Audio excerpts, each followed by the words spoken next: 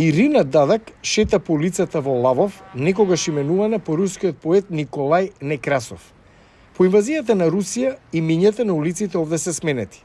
Една улица сега го носи името на незиниот сопруг. Просто не говори. Нашите деца велат, ова е улицата на тато. Јас сум горда на мојот сопруг. Вітаю сьогодні всіх з дуже великим святом.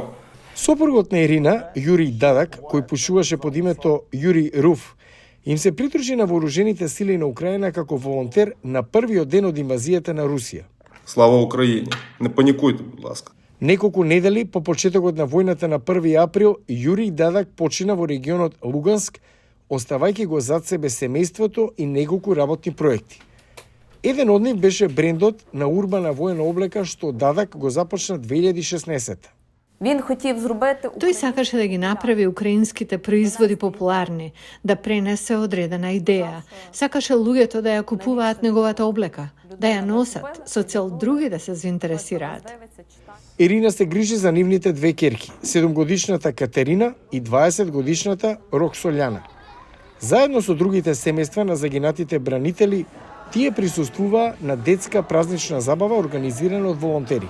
Наше задание кожного дня показва. Нашата мисија е да им покажеме на семејствата погодени од војната дека животот продолжува. Тие не се сами, важни ни се. Мораме да бидеме општество кое е одговорно и благодарно. Оваа фотографија на гробот на Јури Буљак беше последната што испрати на своето семејство од фронтот во јули. Тој секогаш беше среќен, не инспирираше. Марија Буљак е мајка на 5 деца. Незините две најмали керки имаат само 4 и 6 години. Тие се уште не знаат дека нивниот татко е мртов. Чому тато залишив телефон? Ме прашуваат, мамо, зошто тато го остави телефонот, ке можевме да му се јавиме? Тие не разбираат дека татко им го нема повеќе. Можам само да им кажам дека нивниот татко е ангел и звезда и секогаш е со нас.